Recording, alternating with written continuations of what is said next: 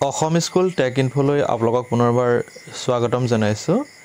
আজি এই ভিডিঅ'টোৰ জৰিয়তে ইউডাইছ প্লাছ অৰ্থাৎ ইউডাইছ প্লাছত কেনেকৈ ছাত্ৰ-ছাত্ৰীৰ ইনফৰমেশ্যনখিনিক 2023 to 24 যিখিনি ডাটা আছে সেই ডাটাখিনিক 2024 to 25 প্ৰগ্ৰেছনত কেনেকৈ আপডেট কৰিব তাৰ বাবে এটা ভিডিঅ' প্ৰস্তুত কৰিছো। ভিডিঅ'টো সম্পূৰ্ণভাৱে চালে আপোনালোকে কামখিনি নিজেই কৰিব পাৰিব। ইয়াৰ বাবে আপোনালোকক এটা ডেছক্ৰিপশ্যনত লিংক দি দিম। সেই লিংকটোত গৈ আপোনালোকে সিধাই স্কুলৰ ইউডাইছ কোড আৰু পাছৱৰ্ড দি পিনে আপোনালোকে ডাইৰেক্ট লগইন হ'ব পাৰিব। সো প্ৰথমতে মই ইয়াত ইউডাইছ প্লাছত ক্লিক কৰি ললো। ক্লিক কৰাৰ লগে লগে তলত যাব আপোনালোকে প্ৰথমতে আপোনালোকৰ ষ্টেটটো সিলেক্ট কৰিব, যেহেতু আমাৰ ষ্টেটটো হৈছে অসম, গতিকে আমি আসামত ক্লিক কৰি লওঁ। তাৰপিছত গো অপশ্যনটোত ক্লিক কৰিম। ক্লিক কৰাৰ পাছত ইয়াত আপোনালোকৰ স্কুলৰ ইউডাইছ কোড আৰু ইয়াত পাছৱৰ্ড দিব লাগিব, আৰু যেটো ক্যাপচা দিয়া আছে সেই ক্যাপচাটো এন্ট্ৰি কৰি প্ৰথমতে আপোনালোকে লগইন হৈ ল'ব। লগইন হোৱাৰ পাছত আপোনালোকে এনে ধৰণৰ এটা ইন্টাৰফেস পাব, য'ত আপোনালোকৰ দুটা একাডেমিক ইয়েৰৰ ইনফৰমেশ্যনখিনি দিয়া থাকিব। লিখা আছে কাৰেন্ট একাডেমিক ইয়েৰ আৰু 2023 to 24 যেটো আপোনালোকৰ ইনফৰমেশ্যন এখিনি ইয়াত পাব।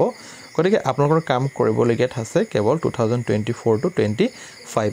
ইয়াতে আপোনালোকে প্ৰথমতে ক্লিক কৰিব। ক্লিক কৰাৰ পাছত তাৰ পিছৰ কামখিনি আপোনালোকে কৰিব লাগিব। তো প্ৰথমতে ইয়াত ক্লিক কৰি ল'ব।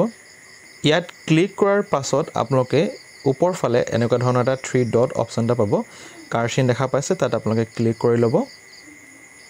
ক্লিক কৰাৰ লগে লগে ইয়াত বিভিন্ন কিছুমান ইনফৰমেশ্যনখিনি আপোনালোকে পাই যাব। তাৰে ভিতৰত আপোনালোকে প্ৰগ্ৰেছন এক্টিভিটিত ক্লিক কৰিব লাগিব। প্ৰগ্ৰেছন এক্টিভিটিত ক্লিক কৰাৰ লগে লগে ইয়াত তিনটামান অপশ্যন ওলাব, এটা গো অপশ্যন আৰু ভিউ সামাৰি, প্ৰগ্ৰেছন সামাৰি, সেকশন ওয়াইজ আৰু ফাইনেলাইজ প্ৰগ্ৰেছন। আপোনালোকে একেবাৰে শেষৰ কামটো হৈছে ফাইনেলাইজ প্ৰগ্ৰেছন। তো প্ৰথমতে আপুনি গো অপশ্যনটোত ক্লিক কৰিব। ক্লিক কৰাৰ লগে লগে ইয়াত আপোনালোকে অলপ তলত স্ক্ৰল ডাউন কৰিব। স্ক্ৰল ডাউন কৰাৰ লগে লগে ইয়াত ক্লাছ আৰু সেকশনটো প্ৰথমতে সিলেক্ট কৰি ল'ব। এতিয়া এইখিনিতে আপোনালোকক এটা ইম্পৰ্টেণ্ট কথা কওঁ, যদি আপোনালোকৰ বিদ্যালয়টো যদি আমি স্কুল হয় অৰ্থাৎ ক্লাছ 8 লৈকে আছে, তেতিয়া আপুনি প্ৰথমতে ক্লাছ 8 অৰ্থাৎ সৰ্বোচ্চ ক্লাছটোক প্ৰথমতে আপুনি প্ৰমোট কৰি ল'ব, তাৰ পাছতহে পৰ্যায়ক্ৰমে তললৈ আহিব। যদি আপোনালোকৰ ক্লাছ 5 লৈকে আছে তেতিয়াহ'লে আপুনি 5 কামখিনি প্ৰথমতে কৰিব।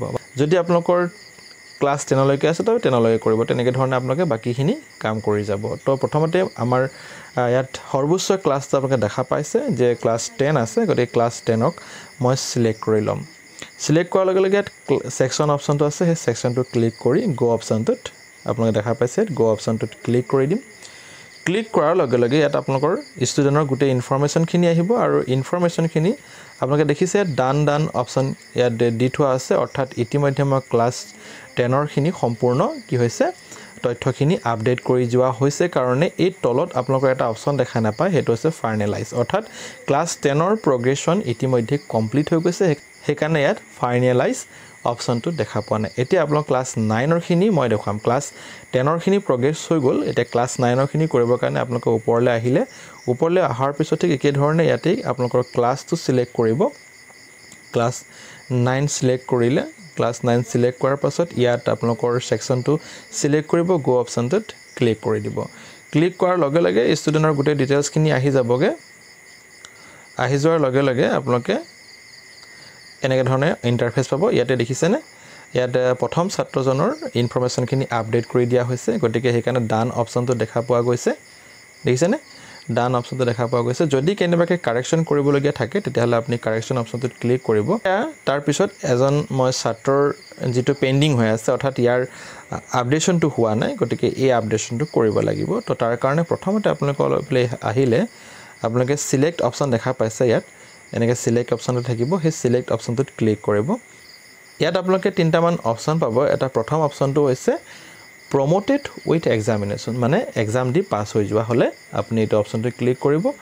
তাৰপিছত লিখা আছে যে নট পাছ বা ৰিপিটাৰ, মানে পাছ হোৱা নাই বা একে ক্লাছতে পঢ়ি আছে, তেতিয়া আপুনি এইটো অপশ্যন ক্লিক কৰিব। প্ৰথমতে আপুনি কি কৰিলে, ইয়াত সিলেক্ট অপশ্যনটোত ক্লিক কৰিলে।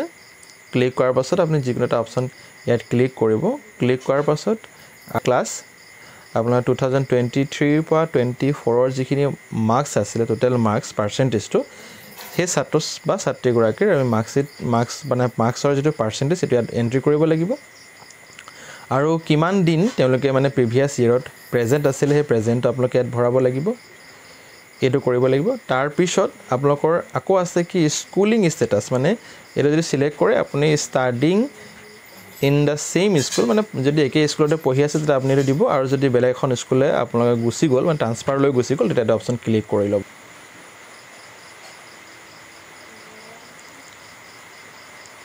এই সকলোবোৰ ইনফৰমেশ্যন ইয়াত এণ্ট্ৰি কৰাৰ পাছত ইয়াতে এটা অপচন ওলাব আপডেট সেই আপডেট অপচনটোত যদি আপুনি ক্লিক কৰি দিয়ে তেতিয়াহ'লে ইয়াৰ ইনফৰমেশ্যনটো আপডেট হৈ যাবগৈ তাৰ পিছত আপুনি কি কৰিব লাগিব সকলোবোৰ ছাত্ৰ ছাত্ৰীৰ ইনফৰমেশ্যনখিনি যিখিনি পেণ্ডিং আছে সেই পেণ্ডিং থকাখিনি আপডেট কৰি দিয়াৰ লগে লগে ডান অপচনটো ওলাই যাব অৰ্থাৎ গ্ৰীণ হৈ যাবগৈ গ্ৰীণ হৈ যোৱাৰ লগে লগে আপুনি একেবাৰে তললৈ যদি আহে ইয়াত এটা অপচন দেখা পাইছে এই সকলোবোৰ কাম কৰাৰ পাছত আপোনালোকে ফাইনেলাইজ যেটো অপচন আছে হেতু সিলেক্ট কৰিব তাৰ পিছতহে আপুনি বেলেগ এটা ক্লাছলৈ যাব পাৰিব গতিকে এই সৰু ইনফৰমেশ্যন দিবৰ কাৰণে আজি ভিডিওটো প্ৰস্তুত কৰিছিলোঁ যদি ভিডিওটো ভাল পাইছে লাইক শেয়াৰ কমেন্ট কৰি দিব ভিডিওটো সম্পূৰ্ণ হোৱাৰ বাবে অশেষ ধন্যবাদ থ্যাংক ইউ ফৰ ওয়াচিং